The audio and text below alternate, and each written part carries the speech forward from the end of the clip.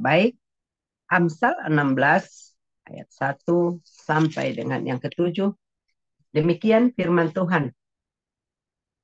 Manusia dapat menimbang-nimbang dalam hati, tetapi jawaban lidah berasal daripada Tuhan. Segala jalan orang adalah bersih menurut pandangannya sendiri, tapi Tuhanlah yang menguji hati. Serahkanlah perbuatanmu kepada Tuhan, maka terlaksanalah segala rencanamu. Tuhan membuat segala sesuatu untuk tujuannya masing-masing.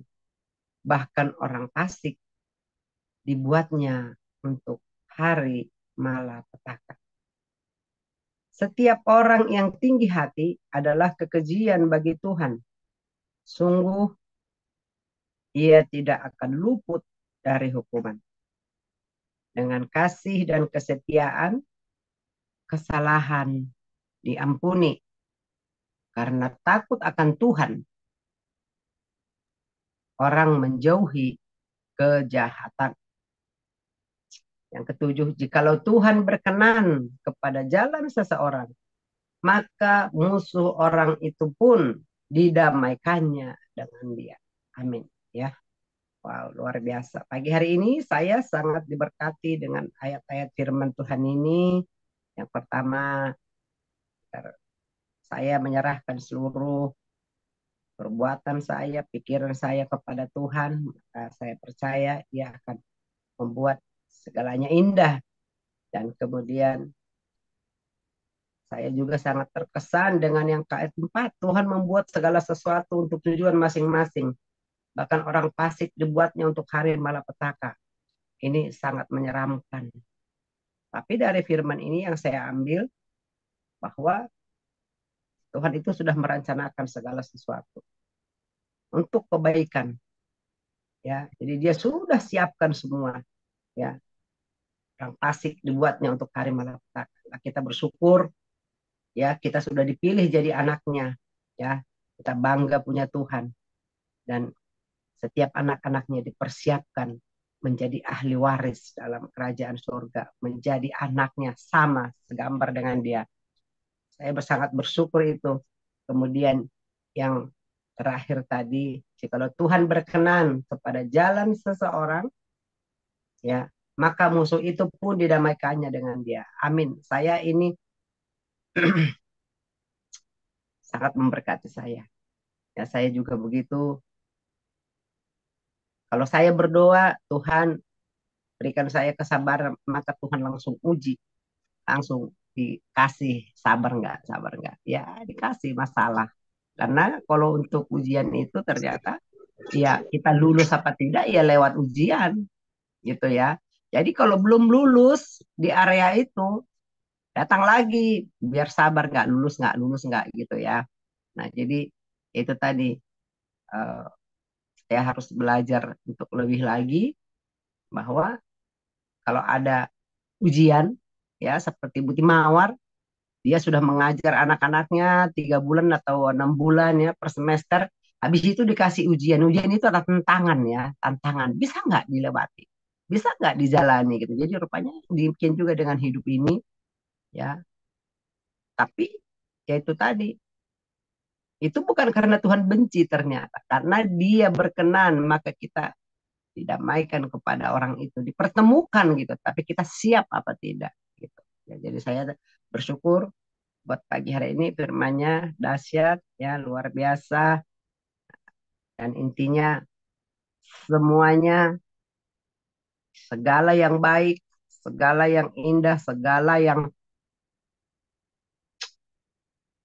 apa pokoknya yang kita harapkan sebenarnya dalam hidup kita ini semuanya berasal daripada Tuhan. Hanya Tuhan jawabannya. Itu yang saya dapat pagi hari ini. Semoga memberkati. Ya, shalom. Silakan dilanjut Ibu Timawar ayat 8 sampai 15.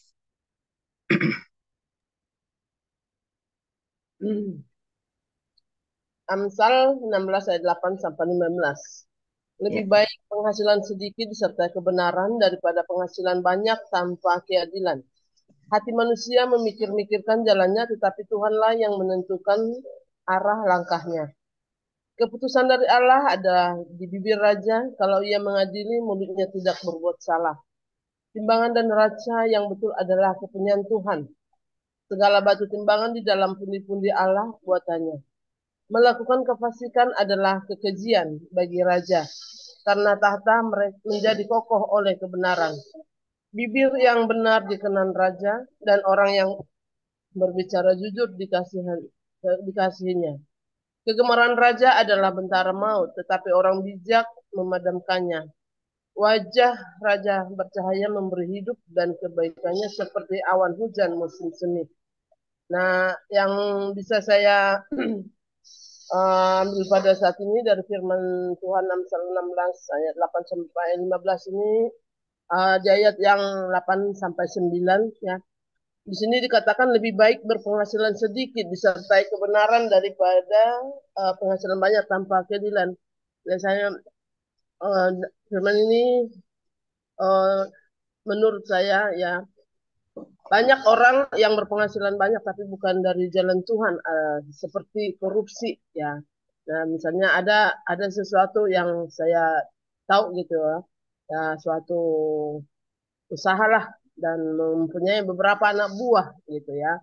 Nah, dia yang punya ini semakin kehidupannya, ya penghasilannya semakin meningkat, semakin banyak, semakin bertambah, tapi tidak memperhatikan eh, pekerjanya gitu ya. Nah, ternyata eh, dalam usaha ini ya mungkin tidak adanya tidak jujur ya, tidak jujur. Jadi berpenghasilan banyak tapi tidak dari jalannya dengan segala macam usaha, akhirnya cepat meningkat, tapi ya pas ada masalah ya anak buahnya yang kena gitu ya. Tapi ibaratnya bosnya yang perintah begini-begini, yang penting dapat hasil banyak gitu, tapi uh, itu enggak, jadi menghasilkan banyak tapi enggak dari jalannya. Dan yang kedua itu hati manusia memikir-mikirkan jalannya, tetapi Tuhanlah yang, nah ini sama dengan ya pengalaman hidup saya terakhir ini ya. Saya selalu berpikir ya, bagaimana nanti jalan hidup saya waktu apalagi yang terakhir waktu suami sakit, kalau dalam hati dan pikiran saya itu pasti ada mujizat, pasti Tuhan akan berikan kesembuhan ya. Nah, saya selalu berpikir pasti ada kesempatan yang kedua untuk lebih baik lagi gitu. Saya selalu mengandalkan pikiran saya, tapi Tuhan berkata lain ya. Jalan pikiranmu bukan jalanku, kata Tuhan. Dengan harapan saya itu ada mujizat, pasti ada kesembuhan, pasti ada kesempatan, tapi itu hanya jalan pikiranku. Ternyata Tuhan berkehendak lain ya. Tuhan punya rencana lebih baik dalam kehidupan saya ya. Dengan pemikiran saya tadi, semua yang datang malah baliknya ya, jadi tidak seperti yang kuharapkan ya. Nah, jadi uh, artinya Tuhanlah yang menentukan segala, apapun yang kita mau, apapun yang kita rindukan, apapun yang kita cita-citakan, kalau memang Tuhan tidak berkehendak, itu tidak akan terjadi.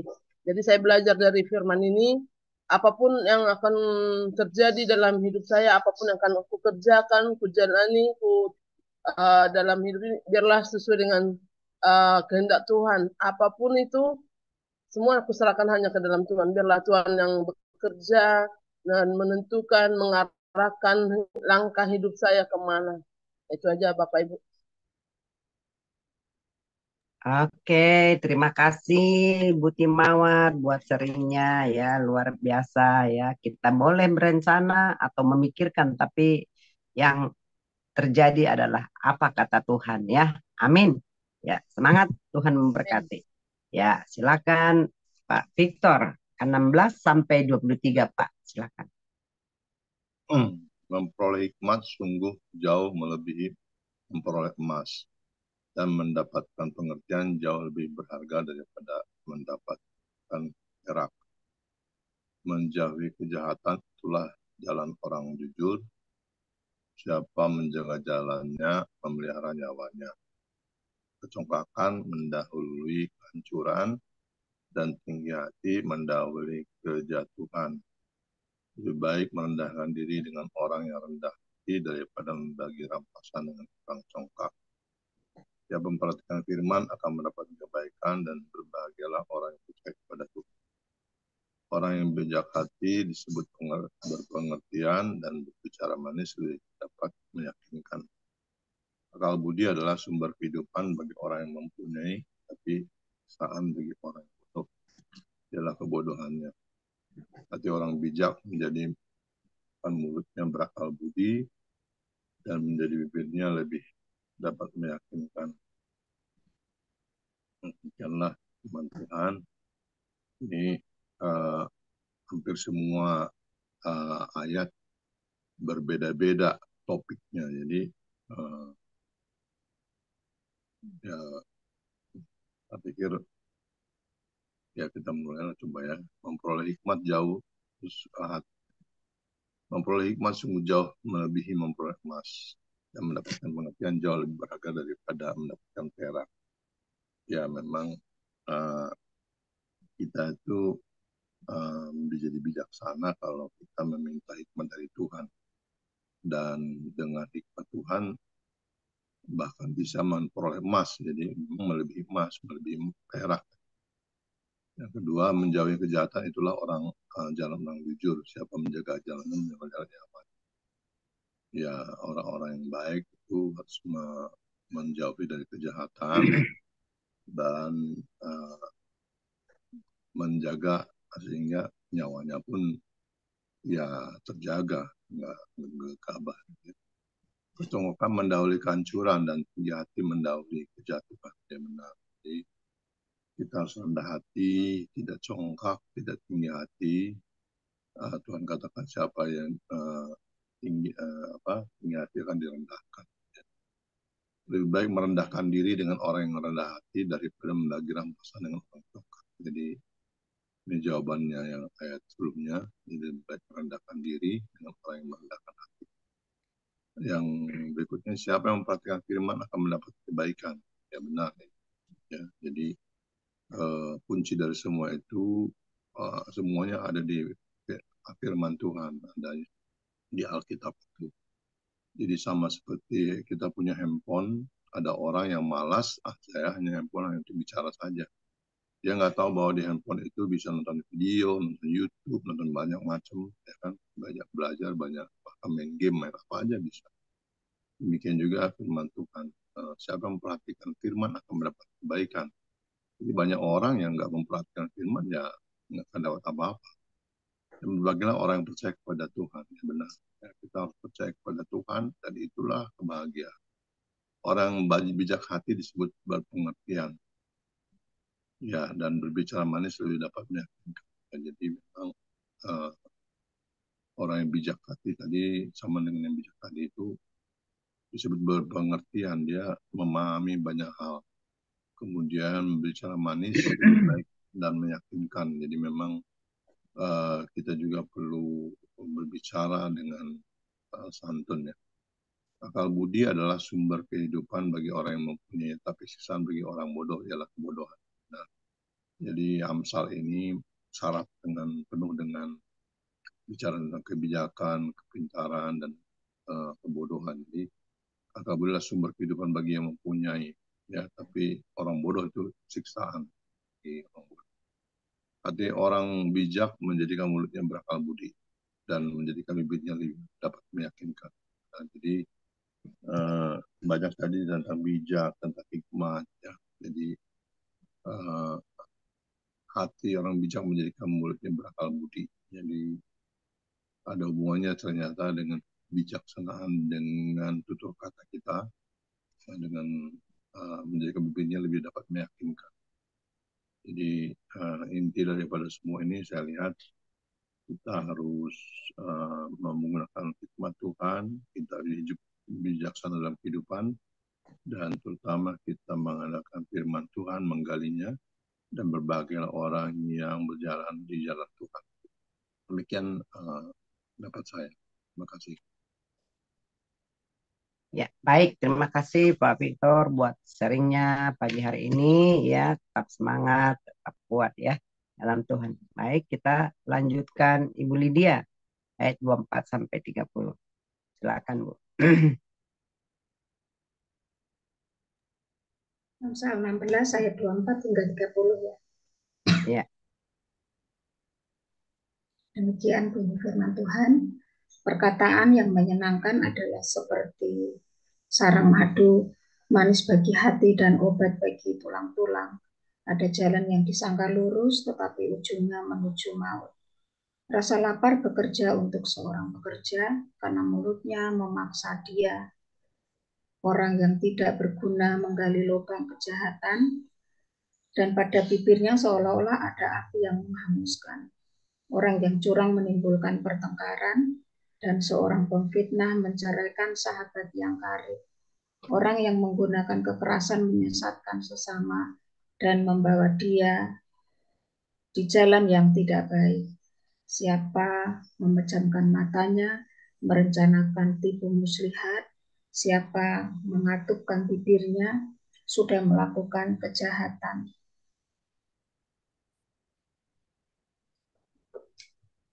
Ya, yang saya dapatkan nggak banyak sih, karena seperti yang saya alami beberapa hari belakangan ini, kata-kata yang tidak enak itu sempat membuat hati panas, telinga merah. Jadi kemarahan demi kemarahan itu selalu muncul, sehingga dengan adanya semua itu penyakit datang, menimbulkan rasa stres, semua saraf-saraf terganggu. Itu yang belakangan ini saya rasakan seperti itu dengan firman Tuhan yang saya baca barusan. Kemudian perkataan-perkataan yang negatif pun juga menimbulkan pertengkaran. Itu juga yang saya rasakan, ketidaknyamanan. Kemudian tidak ada damai. Sehingga memang berdampak. Dampaknya luar biasa. Semua jadi terkena. Itu yang saya dapat dari firman Tuhan pagi ini. Itu saja, Bu Tiar, terima kasih. Ya, baik Bu Lydia Lalang. Terima kasih buat sharingnya ya. Tetaplah semangat, tetaplah ya serahkan semua kepada Tuhan. Apapun itu, orang mau berkata apa, orang mau merencanakan apa. Nah, itu gunanya kita masuk dalam saat teduh, kita datang kepada Tuhan, biar Tuhan yang menuntun jalan kita. Tadi ya seperti tadi ayat yang ketiga tadi, serahkanlah perbuatanmu kepada Tuhan, maka terlaksanalah segala rencanamu. Ya, saya percaya Bu Lydia Lalang bisa melewatinya semua itu bersama dengan Tuhan ya. Tetap semangat, Tuhan memberkati. Silakan Pak Surbakti selanjutnya dan untuk menyimpulkan pembacaan pagi hari ini. Silakan Pak. Ya, saya baca ayat yang ke 31. 33 ya. Rambut putih adalah mahkota yang indah yang didapat pada jalan kebenaran. Orang yang sabar melebihi seorang pahlawan. Orang yang menguasai dirinya melebihi orang yang merebut kota. Undi dibuang di pangkuan, tetapi setiap putusannya berasal dari Tuhan. Nah, kalau saya memperhatikan ayat 1 sampai 33, seperti Pak Putu tadi bilang, ini udah mungkin topik khotbah yang bisa panjang sekali diuraikan, mungkin bisa berminggu-minggu untuk sampaikan kalau satu persatu dibahas ya. Nah, tapi yang saya mengamatinya di sini. Pertama, bagaimana kita bergaul. Karena pergaulan yang buruk merusakkan kebiasaan yang baik. Di sini ada beberapa orang, dan tadi orang bijak, orang congkak, orang fasik, tinggi hati, ya. Nah, ini kita bisa memilah-milah kepada siapa yang kita dekat, kepada siapa yang kita membatasi diri. Tadi Ibu di dalam katakan kata-kata negatif yang sering didengar itu melemahkan. Nah, jadi saya sebagai bina, seorang hamba Tuhan, saya membatasi diri untuk bergaul karib dengan orang-orang yang memang merendahkan, bukan memajukan, tapi merendahkan. Misalnya kan, saya betul-betul memilah gitu. Kalau saya lihat orang ini selalu mencari kesalahan, tidak ada sifat membangun, saya membatasi diri untuk bergaul. Nah, karena keputusan kita lah dalam hidup ini menentukan arah kita ke depan. Kalau kita salah mengambil keputusan, ya hasilnya juga tidak menyenangkan. Ya, jadi saya juga apresiasi, ya, kalau ada saran-saran dari teman-teman. Contoh nih, Ibu Timur bilang, bikin pasalnya Pak, pasal berapa kita baca. Wah, ini juga bagus juga. Jadi makanya kemarin kita sudah buat, ya. Kita membaca Kitab Amsal pasal 16. Nah, jadi sudah ada persiapan sebelumnya membaca. Jadi kalaupun pagi ini, ya, kita bahas itu hanya berupa pengulangan apa yang kita dapat, nah, membaca itu. Nah, jadi sangat penting sekali kita menerapkan kehidupan saling membangun. Nah, dengan cara apa kita saling membangun? Yaitu melalui firman Tuhan. Karena salah satu tujuan Tuhan melalui firman-Nya adalah saling membangunlah kamu. Jadi melalui pembacaan kita Amsal ini, kita bisa menerapkan saling membangun, saling menasihati, saling menguatkan. Jadi ada kehidupan saling di dalamnya. Kita menjadi orang bijaksana bukan karena kekuatan kita, tapi karena Tuhan melalui firman-Nya.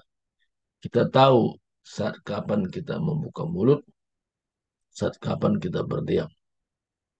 Saya pernah bicara kepada seseorang, melayani itu bukan berkhotbah saja, tapi melayani itu memberi hati dan menjadikan telinga mendengar orang lain. Jadi orang itu ungkapkan perasaannya, ungkapkan apa yang dialami. Kita mendengar dan menyimak. Mendengar saja nggak cukup, tapi menyimak apa yang disampaikan. Dan itulah dasar kita untuk berdoa. Dan kita juga bertanya kepada Tuhan, firman Tuhan yang mana yang saya bisa sampaikan nanti untuk menguatkan orang yang bercerita dengan saya. Dengan jalan demikian, kita sudah menempatkan diri sebagai hamba Tuhan untuk menguatkan orang lain. Jadi kita tahu siapa yang kita berhubungan dekat, siapa yang kita membuat jarak. Ya. Nah, kalau seseorang selalu bicara negatif, tidak pernah positif, nah ini kita perlu membuat jarak berhubungan. Ini buat saya, ya. Nah, ini kita masing-masing punya sikap Tapi saya sendiri ketika orang senantiasa berbicara dari sisi negatif, saya membuat jarak berhubungan dengan dia. Kalau saya dengan dia berteman, kalau saya bisa menyadarkan kondisinya, mungkin dia terluka, mungkin dia punya pengalaman pahit, dan itu yang diceritakannya kepada orang lain.